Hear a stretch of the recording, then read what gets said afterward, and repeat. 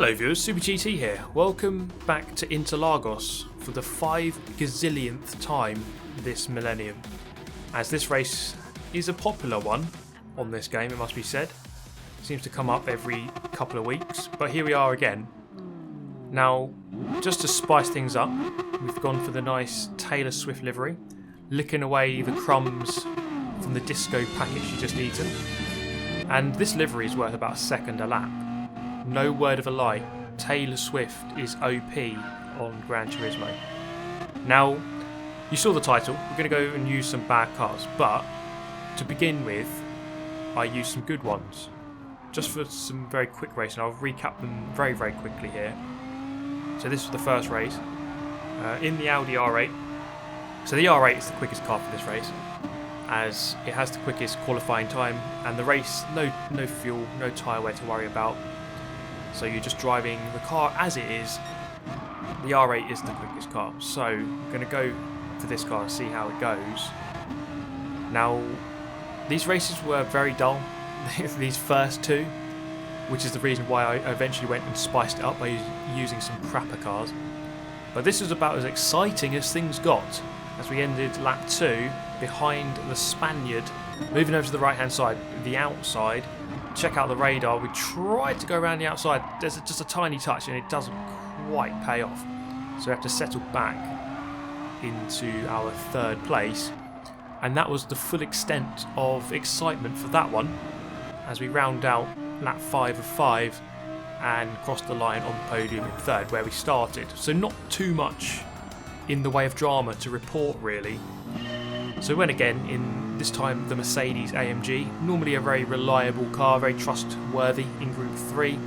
But again, quite a boring race, nothing really happening, finishing in third. So, how do we make this more exciting and more interesting? Well, we go back and we select from our back catalogue of Scheißenwagens, of which there are many. And I'm going to go through a couple of cars that are typically considered to be quite slow and not often chosen. First off, the Hyundai Genesis, the legend from Korea. Now, to begin with, you have to really, if you're going to go into a new, different car that you've not driven in a long time, it's a good idea to do a lap, a reconnaissance lap, just to see exactly what the car feels like and how quick it is. So just looking at the record there, I've done a 31.4 in the Audi R8. So I'd say anything sort of a low 32 would be okay as a first lap. Let's not forget, this is just going to be my first lap. In the Audi R8 I did about 6-7 laps to get to that full 31.4. So if I can do a low 32, I think that would be an okay benchmark and not a billion miles away from where I need to be. Now the car felt alright actually, it didn't feel too bad. As we crossed the line here, and it's going to be a 32.2, so a low 32, not too bad, 8 tenths away from my record time in the R8. So, okay, not too bad, but we'll have to see how this goes. Now, the good thing I have here in my favour is the slipstream. So the way that I'm really treating this race is, if I can just stay in second, I'll be more than happy.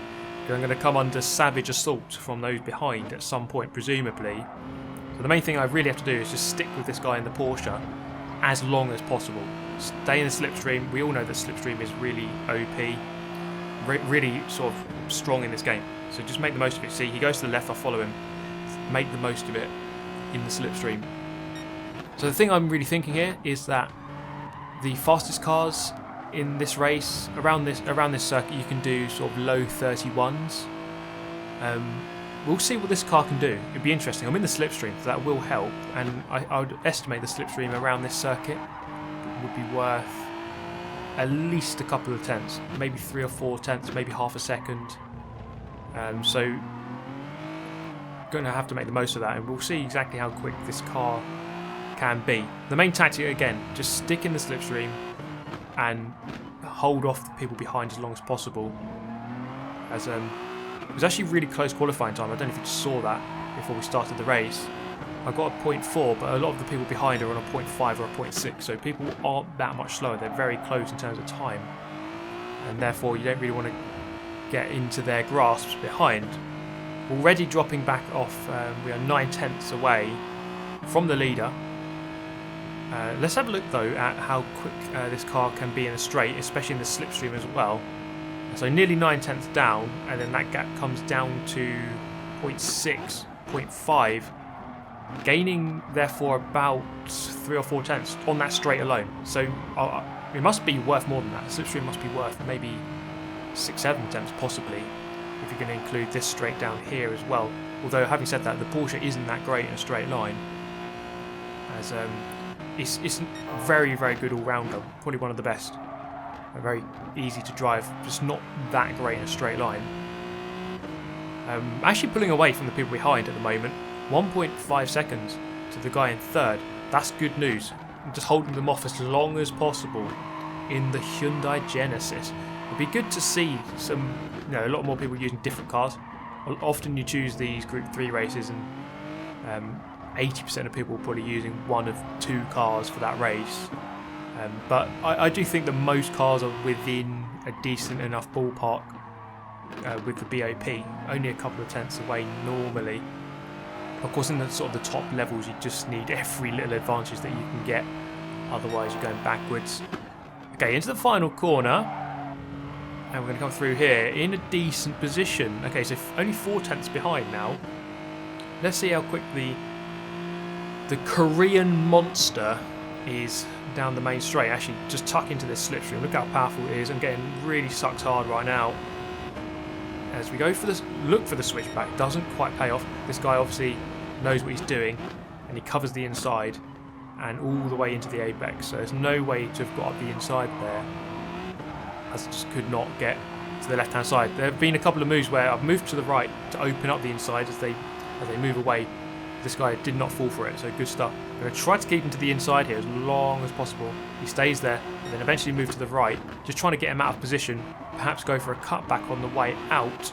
It's not quite going to happen. And incidentally, on that lap we did a 31.3, which is actually a really good race time, really good lap time to do in the race. And therefore this Genesis probably isn't as bad as we might think, and therefore you've just been clickbaited, and therefore everyone's about to unsubscribe from this channel. RIP Super GT. We're going to look around the outside here though. Side by side, to be fair, gave me quite a lot of space, and side by side through here on the right hand side is going to give me the inside. We move up into first place. So the Genesis really actually is not too bad. It's actually quite solid. It's a little bit understeery. It does have pretty good straight line speed. Straight line speed is decent enough. It's fairly stable. It's not really too dramatic through the corners. Maybe a little bit on the exit there, but nothing too noteworthy. Okay then, so this race really has flipped on its head. Very much a case of defending now from here to the end. The Porsche now has the turn of being in the slipstream, and I can see on the radar there he is as we look behind as well. Goes to the right hand side, so I can move back over to the right, leaving the car width on the outside, and into turn 1 we go. Good defence. We've still got 2 more laps of defending to do though. Maybe we can try to pull away the best we can. I'm going to try to introduce some little tactics here. So move over to the left and move back to the right. You can see they're just kind of just duking him out a little bit, as normally people would move over to the left to break the toe. But I sort of just tricked him to try to think that I was going to move over. Doesn't really do much. He just gets into their mind a little bit. Just perhaps frustrates them. But a lot of people probably wouldn't even be bothered by that in the slightest, but some people will be, you never know. Now coming out of the final corner, as we again try to break the toe as much as possible, just try to be as annoying as possible for him as we come through to begin the final lap. He's actually got a bit of a slingshot this time. He's actually probably a bit more dangerous that he's a bit further back, because he can get a better slingshot as he comes past. He's going to again just try to keep it to the inside, kind of similar to what I did a couple of laps ago against him. But meeting the apex nicely, staying ahead for now through the centre S, lap 5, as we progress around lap number 5. Again, he's still there on the radar, very, very close indeed. And is he going to get the momentum? I think he is. I'm going to have to cover. I'm going to go left. I'm going to defend and make sure we hit our breaking point of the 100 board. Clip the apex nicely, park it on the apex and accelerate away. Again, he's really close. As soon as you defend once, you're just on the back foot for the next couple of corners. He's not going to really attack there. He backs off slightly. So we take the racing line. This is always a threatening corner as you can always get overtaken into this right-hander here. As I go slightly defensive just to really throw him off, and he doesn't go for it. I think he's waiting for a better opportunity. Try not to do the Albon line here. Thankfully this guy isn't Lewis Hamilton, so he's not going to go for the big send. We stay ahead momentarily. With 2 corners to go, is this going to be possible? I don't think he's going to get a drag a benefit down the straights enough to be able to get past me, but we shall see. Out of the final turn then, it's going to be a drag race to the line. This race can be interesting because you can have position swaps from the final corner to the start finish, depending of course on the car being chosen. And just to trigger sim enthusiasts, I'm going to finish the race on a wheel in chase cam for the lols. We come through for the victory. Okay, so this video's kind of got down the drain. I was meant to make this as hard as possible. I've gone into the Genesis. Turns out it's actually not that bad. It's actually alright. So we kind of forget about that car being a hunk of crap, because it isn't. It's not really. We're going to have to do better than that. So we're going to go back into the catalogue of Scheisenwagens. And the M3 GT, there it is. Kill it with fire. This thing is very much the forgotten car of Group 3. But we're going to give it a go. It is just ridiculously stiff. The thing about this car is that even an aircraft carrier has better handling than this. It just understeers. You turn in and then you're marking off the days on your calendar waiting for the car to actually turn. It really does take an eternity. So coming down here, this is a good test. Turn 4 at the bottom of the hill. And it's just very cumbersome through the corners. And that is a big problem with this circuit because there's lots of twisty corners. Now we crossed the line and we set a 32.3. That was only a 10th slower than what I managed in the Hyundai. So that's actually not too bad.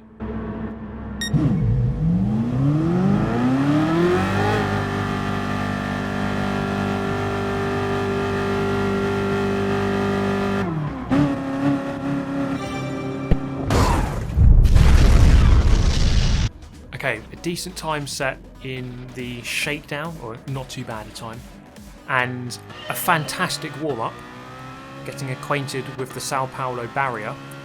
I feel very ready for this race.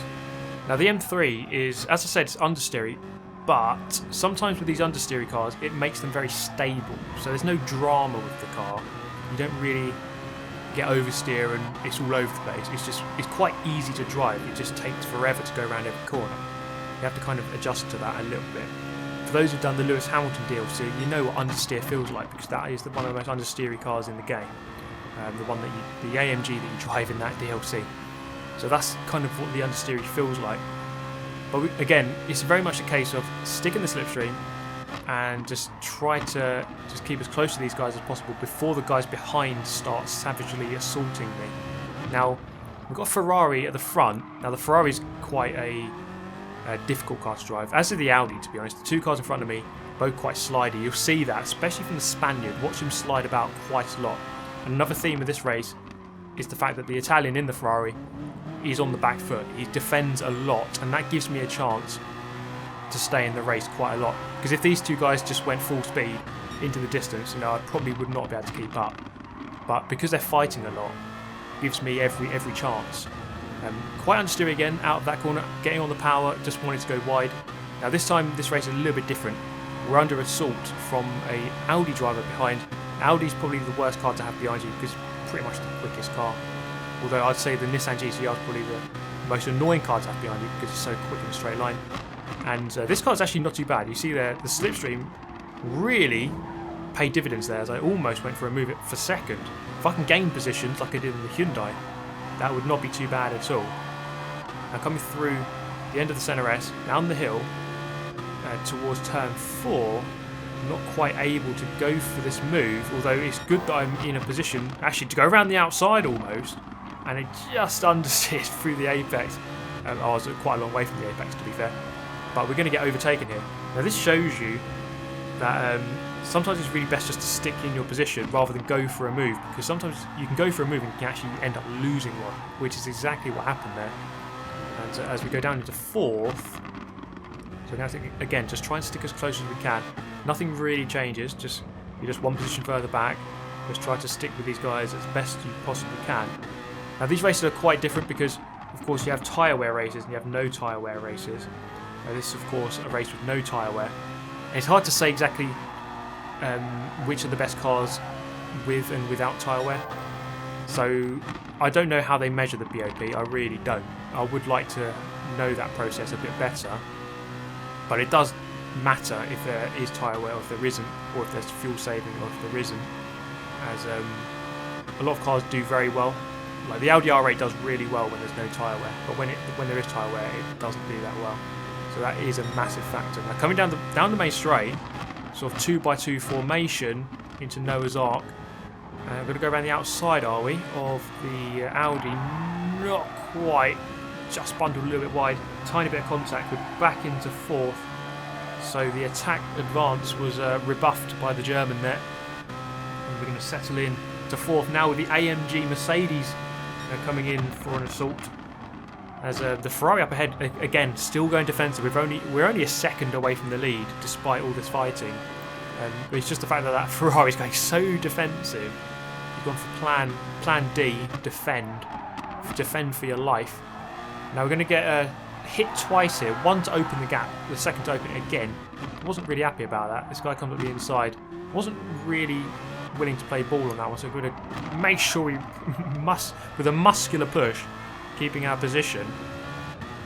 As now we're very much on the back foot. We've got a pair of Mercedes AMGs on our tail now, and more than that behind. There's about 5 or 4 people immediately behind me at this point.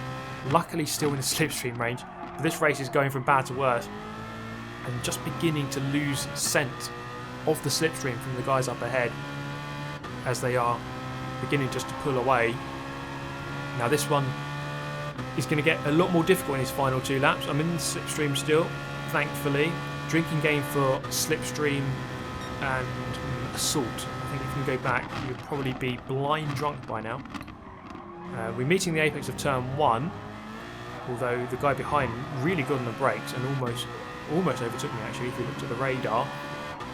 Okay, 2 laps to go, and still again following the slipstream. 1 AMG Mercedes now. I guess people are fighting quite a lot, and it just shows you if you can just defend for a couple of laps and build up a group of people behind you. Normally it's actually better to have a group behind you than just one person, because with a group they start murdering each other, which is actually quite an ideal situation. So sometimes, yeah, invite more people into the party, let them kill each other, and hey ho, job done. Now we are actually beginning again to gain. This just shows you how much of an effect defending has. The guy in the Ferrari in the lead, defending massively, every corner pretty much, and even though I'm in a crap car, which is probably a good 5-6 tenths off per lap, I can still actually catch up with these guys. Obviously with the draft as well. And that's a good point. How slow are these slower cars? I'd estimate that, let's say you've got the Audi R8, the quickest car, and then you've got the slowest car. How much slower around here is the slowest car compared to the fast one? It's a good question. I don't actually know. I'll say it's more than half a second, which is massive, really. In these races, you know, people are lapping in very consistent manner, especially in this race, because what the hell? I've actually got the quickest lap in the race. But this is only really because the top people in this race are all fighting each other. The guy in the lead is pretty much not even deviated from a defensive line for the entire race. But somehow, in the M3 GT, we've set the fastest lap of the race. I'm not sure about how that's happened. Do you see there, setting a 31, pretty much a 31.8. Actually going 2 tenths quicker for the first sector. But yeah, 31.8. As the Ferrari goes wide, we're going to do a nice little switch back here over to the right hand side. It's going to give us the inside for the corner at the top of the hill. And this just shows you, if we are fighting, you can just get back involved, and we're actually going to get overtaken once again by this guy who's going to slide up the inside. I'm going to go around the outside. He's on my right hand side there. He's actually sliding if you look at the radar. In half of this race you're going to look at the radar. Contact through this corner. And I'm going to move up into 3rd place. Oh my god, what is going on here? I should not be this high up in this car. Covering this one off. Going defensive. The German goes really deep. A tiny door bang on the exit. Coming through turn 11 towards the final corner of the race. We have the Spaniard right on our tail. There he is. Into the final corner of the race. German goes a little bit wide of the apex. Now, is it going to be a drag race to the line? We shall see here. Looks like the Italian in the Ferrari has held us off for 5 laps. Good defence, and it looks like Plan D has worked for the Ferrari boys on this occasion. But we're going to cross the line for the BMW boys in 3rd place, which is actually not too bad a result. Now, with that 31.8, I'll say this car's at least half a second off. It just wasn't quite there through the twisty sections. It just doesn't really quite turn, basically. But could there be any worse cars? Well, the car that springs to mind is the Mitsubishi Lancer Evo. Now, again, I'd like to know your thoughts on this. What do you consider to be the worst cars? Because I've always felt like the 3 that I've just driven are pretty bad. The Hyundai, actually, it turns out, is not really that bad. The M3 is this car, you see there, 32.3 on my first lap. And therefore the Hyundai, the BMW and the Lancer all within a tenth of each other on my first lap. But they're not too different. They're just a good half a second off the Audi, and therefore you're just always going to be struggling. Again, the saving grace in this race is the slipstream. If you can just stick in it, then you can gain that half a second back every lap. And so that's really how you can kind of stick in a race with a bad car. But yeah, the BOP is quite an interesting one. Obviously, balance of performance. It isn't balanced. It really isn't. There are definitely cars that are way quicker, and it depends on the track as well. But let me introduce you to my other friend, the casual 4-second penalty. This is what happens when Momo's turns into a steward, and I couldn't actually work out exactly how that guy got that penalty. It looked like a load of BS, to be honest. But, well, I'm going to gain out of it, so hey ho, who cares? Well, we should care, really. Everyone should care, because we all want a good penalty system, ideally. It does help.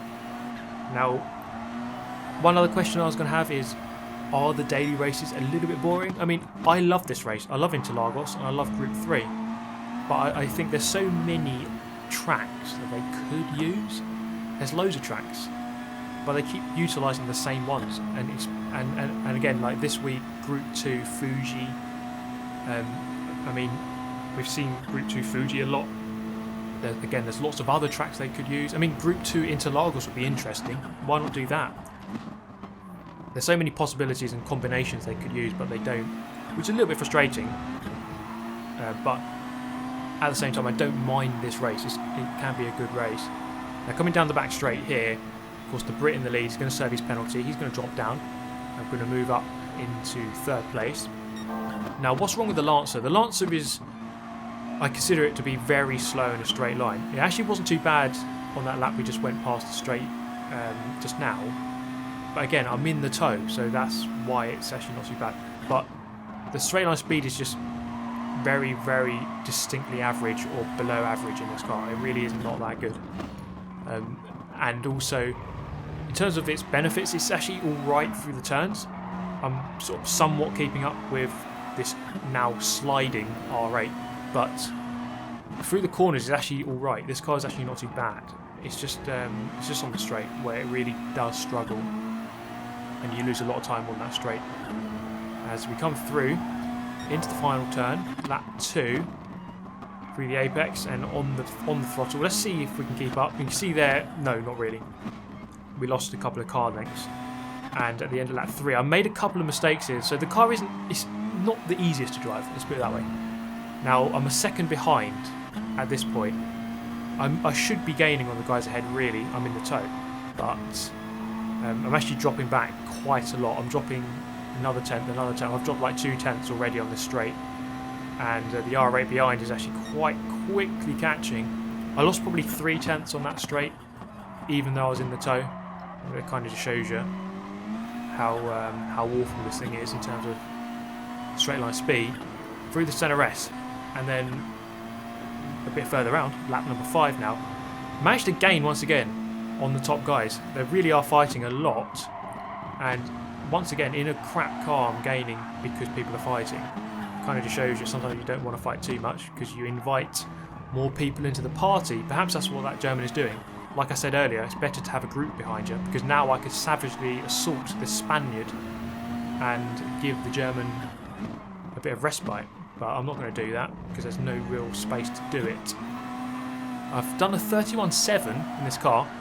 I think that's sort of about as quick as I could go, but in the Audi R8 again, you're looking to do at least half a second quicker than that. So that's what I'd estimate the sort of the rough gap to be around this track. It obviously depends on the track, but you're looking at about half a second difference between the best and the worst, probably a little bit more than that. But we're going to cross the line here and finish in third. So a couple of really good results. We got a first, a third and a third in those three cars, which I originally considered Scheisenwagens, but actually the Hyundai is actually pretty decent around this circuit at least. Depends on the track, of course, once again. But that's it from this one. I do hope you enjoyed the video. Let me know your thoughts. Let me know your thoughts on which are the worst cars, as I think that's going to be quite an interesting discussion. But that is all from me. Much appreciate that you've tuned in. Thank you for making it to the end, and I shall see you next time. Bye.